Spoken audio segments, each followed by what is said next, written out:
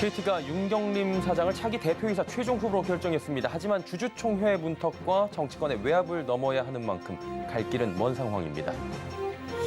우리금융이 자회사 대표를 교체하는 등 조직 개편을 시작했습니다. 조직 혁신과 미래 먹을거리 확보가 이번 개편의 핵심인데요. 공격적 M&A도 예상됩니다. LG전자가 OLED TV 출시 10주년을 맞아 신제품을 공개했습니다. 고객 맞춤형 기능을 강화해 TV 본질의 가치를 더욱 높인다는 계획입니다.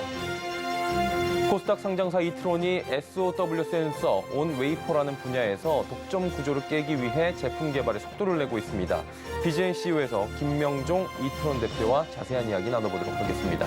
센 경제라이브 출발합니다.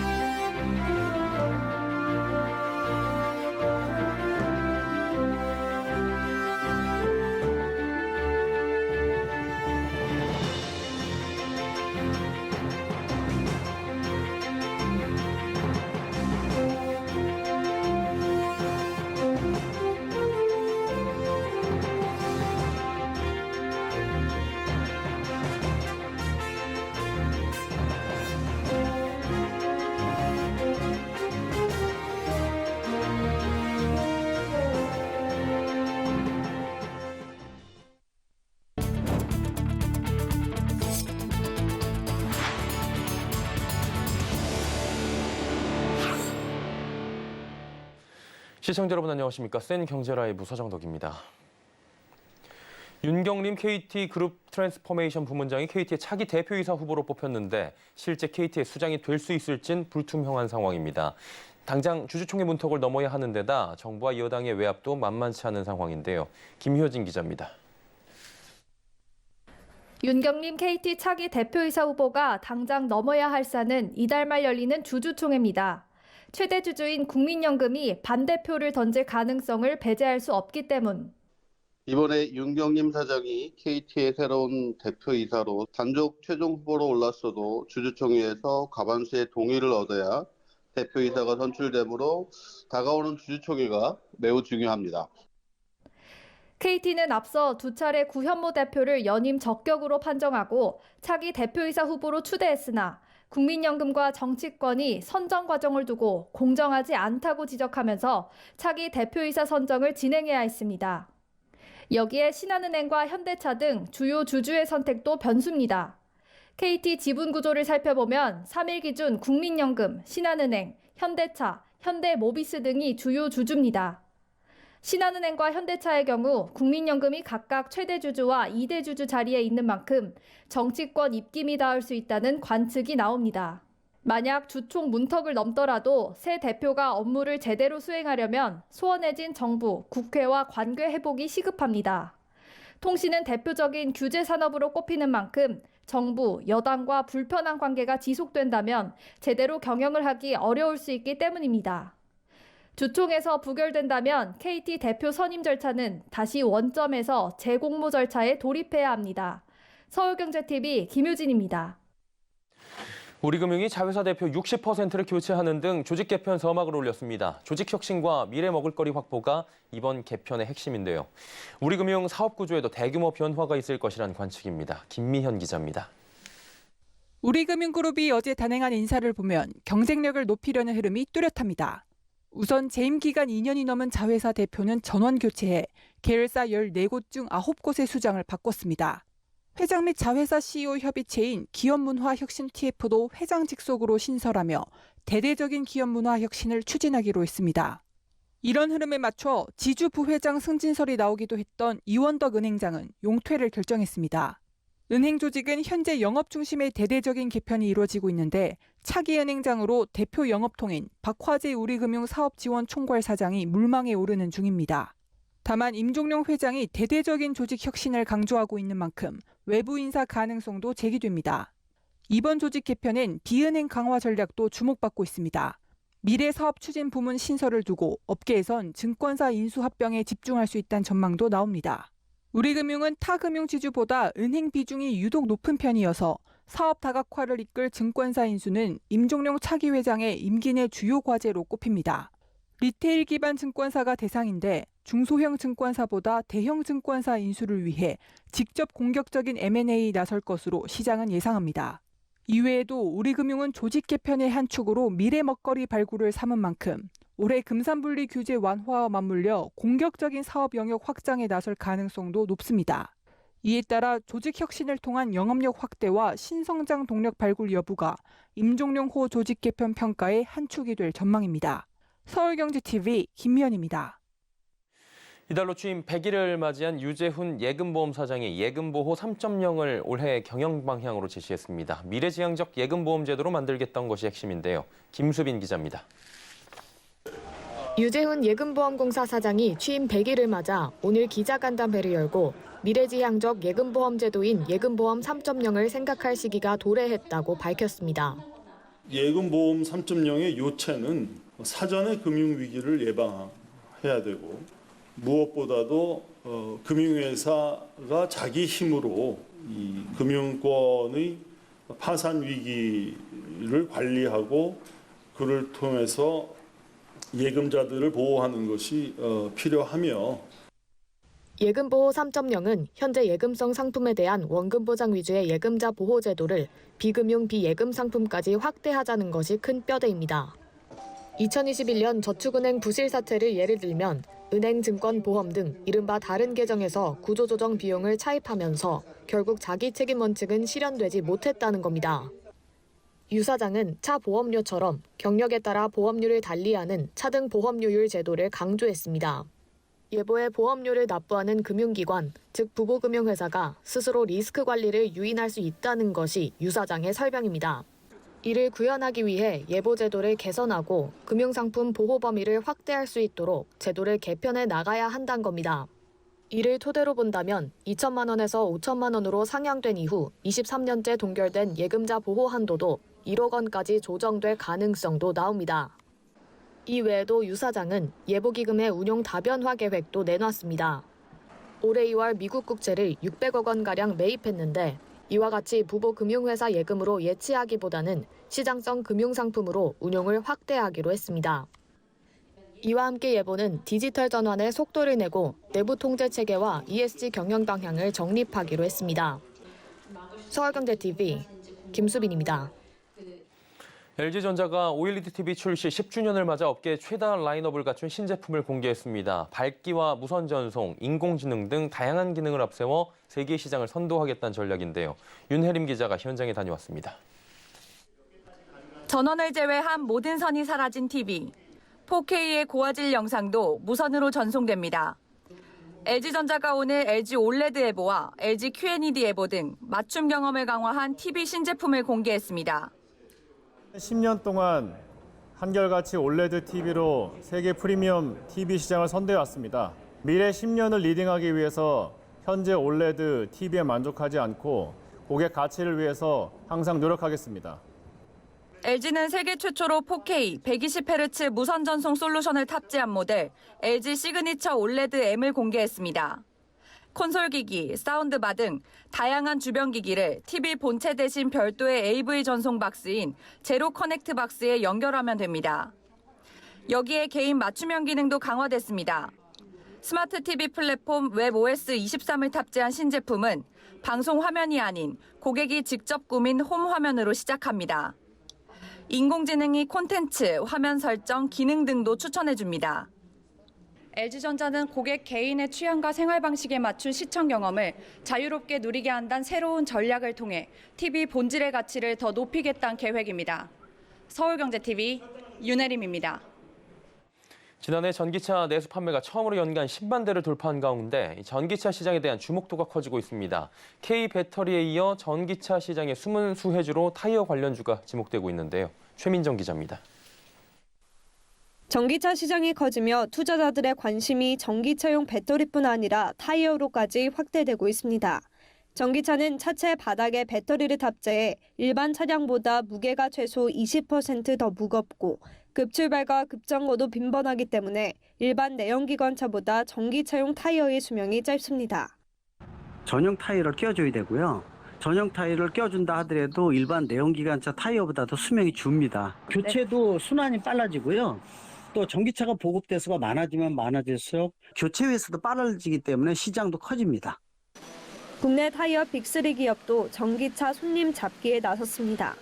한국타이어는 전기차 전용 타이어 브랜드인 아이온을 출시했고 이외 금호타이어, 넥센타이어도 신차용 전기차 타이어를 공급하고 있으며 영향력을 확대한다는 방침입니다.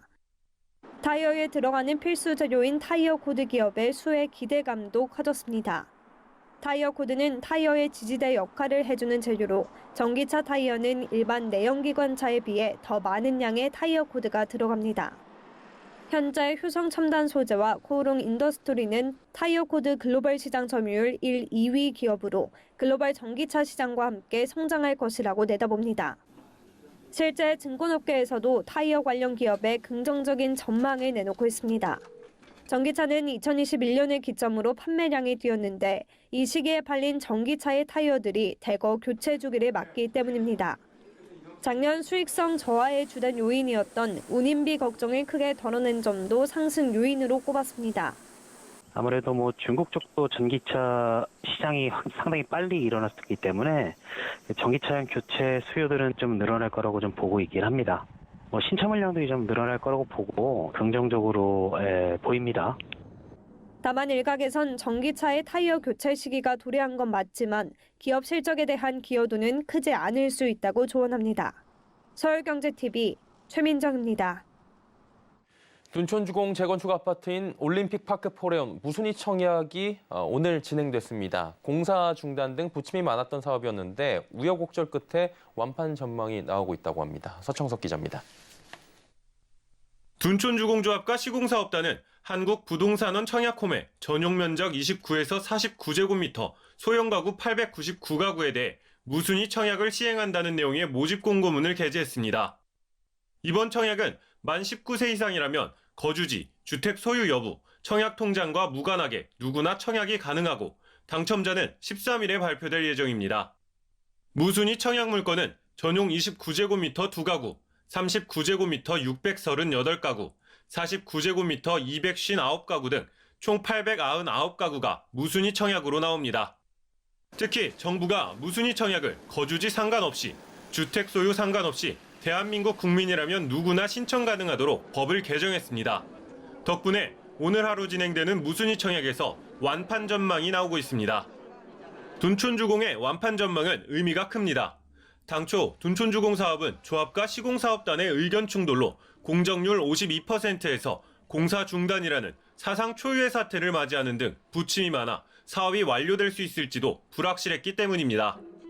앞서 차갑기식은 분양시장 속 진행된 일반 분양에서도 정당 당첨자와 예비 당첨자의 계약률은 81%를 기록하며 정부의 부동산 규제 완화 정책에 수혜를 입었는데 이번 줍줍에서도 좋은 기세를 이어갈 것으로 보입니다.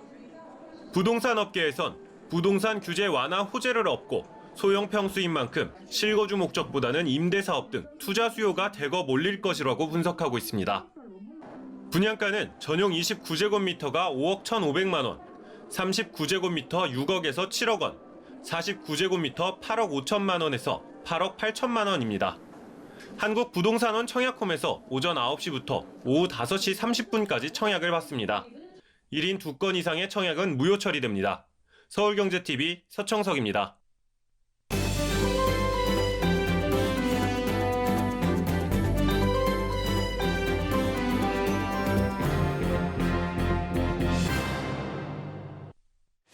반도체 재고율이 26년 만에 최고치를 기록하는 등 최근에 반도체 업황의 불황이 깊어지고 있다고 하죠. 이러한 상황 속에 SOW 조금 생소하실 텐데요. 센서 온 웨이퍼라는 분야에서 독점 구조를 깨기 위해 제품 개발에 박차를 가하고 있는 이트론의 김명종 대표 모시고 업황 이야기, 관련 이야기들 조금 더 들어가 보도록 하겠습니다. 어서 오세요. 예, 안녕하세요. 오늘 편안하게 산업 업황 이야기 전해주시면 될 것 같습니다. 굉장히 많이 긴장을 하신 것 같은데 네.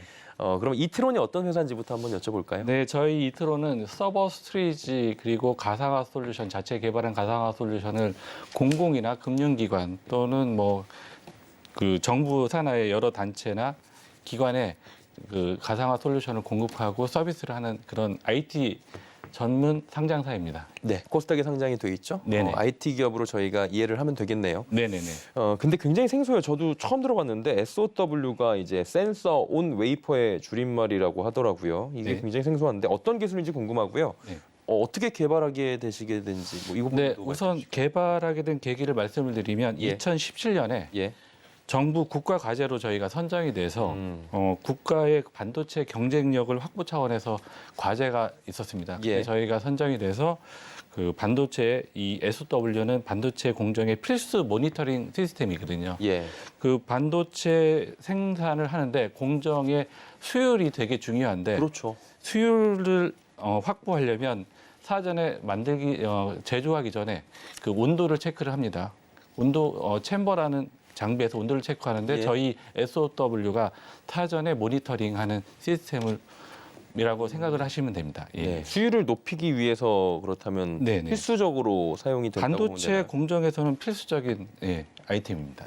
가격 경쟁력 향상에도 도움이 좀 되고 하겠네요. 네네. 사전에 저희가 그 수율이 좋아지기 때문에 예. 저희 그 SOW 쓰게 되면 실제 그 반도체 회사들이 다 쓰고 있습니다. 네.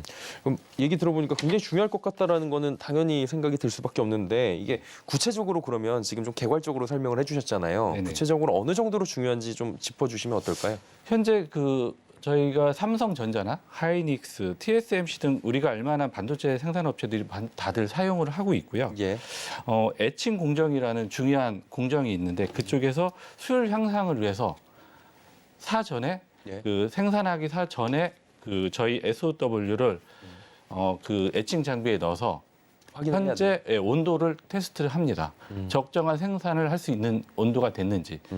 그래서 적당한 온도가 됐다 하면 이제 그 생산하는데 반도체에 그래서 경쟁력을 갖는데 되게 유용한 근데 궁금한 게 네네. 이트론이 지금 그 부분에 그 진출을 해 있는 건 아닌 거잖아요.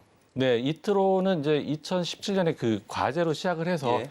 한 2년 전에 사실은 저 제품을 2년 전에 거의 다 만들었고요. 예. 지금 현재는 그 미국 회사가 독점하는 거를 저희 이트론이 두 번째로 저희가 이제 기술 개발을 했다고 보시면 됩니다. 독점 구조를 지금 좀 깨기 위해서 네네네. 시장에 진입을 하셨다라고 말씀을 하시는데 네네. 기술 개발에 뭐 의의라고 해야 될까요? 이 부분은 네네. 충분하겠어요?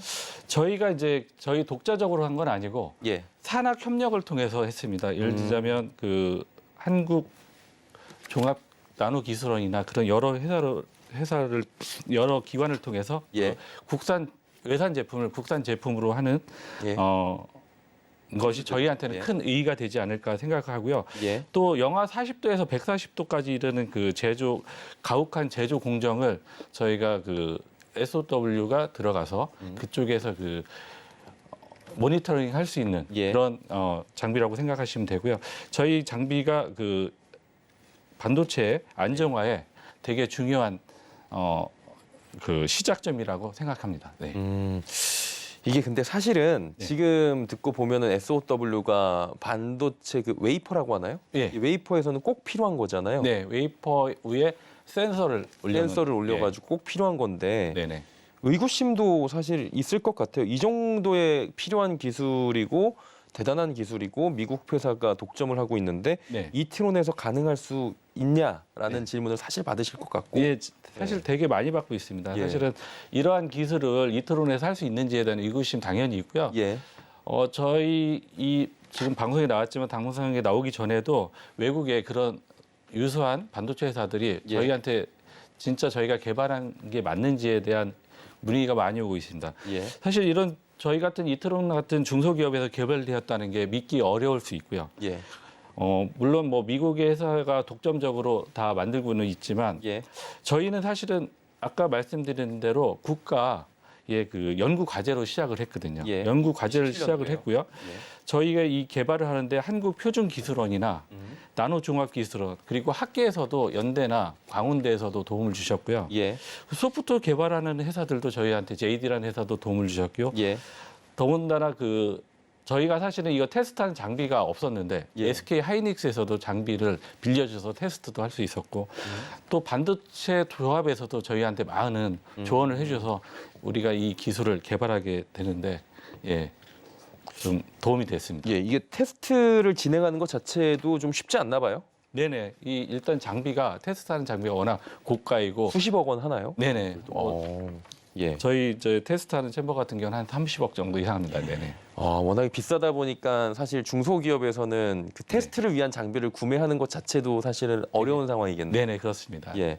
시장 자체가 좀 생소해요. 이야기 듣고 보니까 아직도 좀 용어 자체도 입에 익지 않는데 네. 경쟁사가 아까 있다고 말씀을 하셨는데 네. 독점이라고 말씀하셨잖아요. 네네. 그러면은 이트론은 후발주자가 돼서 독점을 과점 구조로 바꾸려고 하는 걸 텐데 네네, 맞습니다. 경쟁력이 있어야 되잖아요. 네네. 어떤 보관이 있으신지 궁금하네요. 저희가 이제 어쨌든 미국의 웨이퍼형 센서는 미국 회사가 독점을 하고 있는데 예.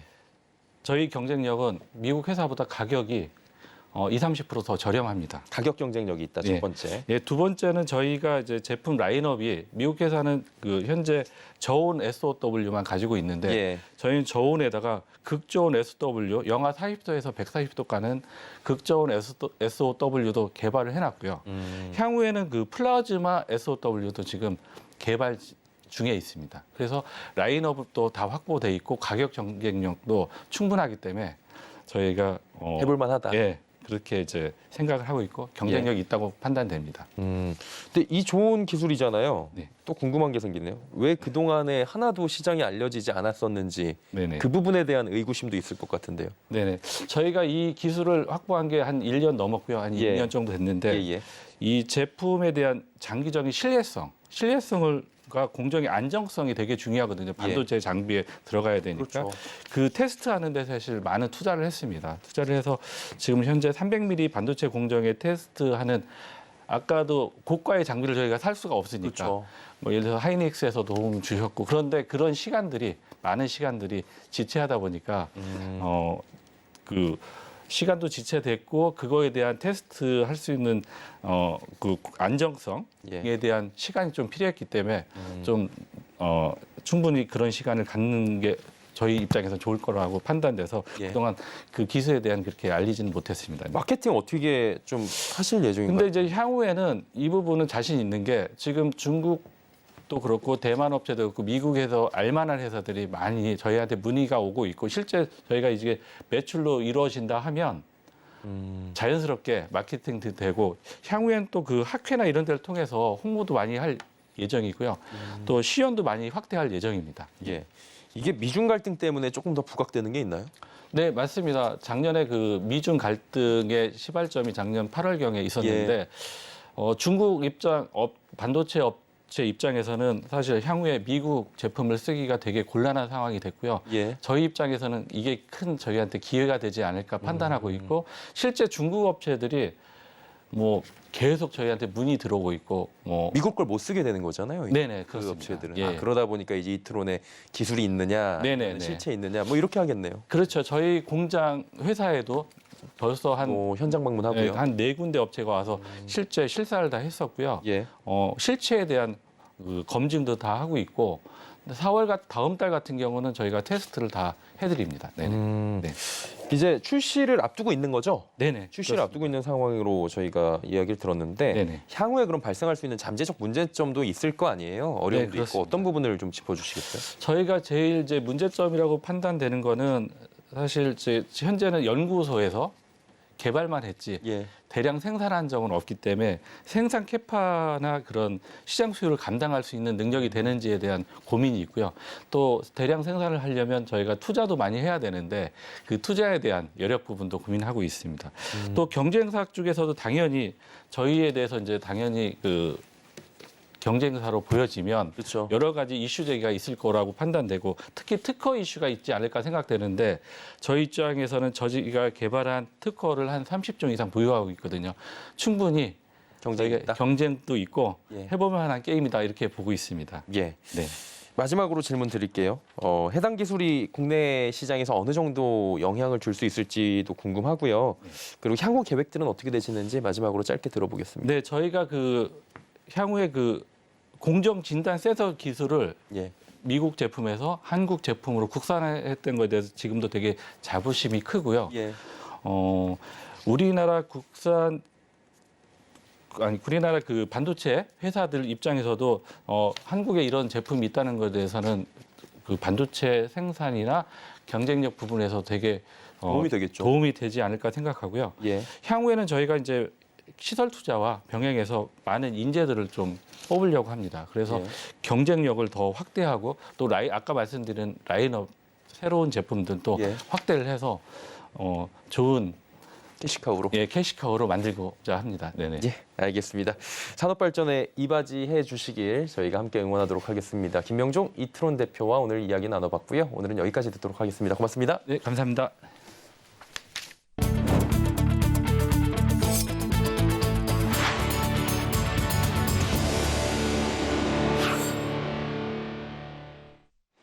생경제 라이브 저희가 준비한 소식은 여기까지입니다. 편안한 저녁 시간 보내시길 바랍니다. 고맙습니다.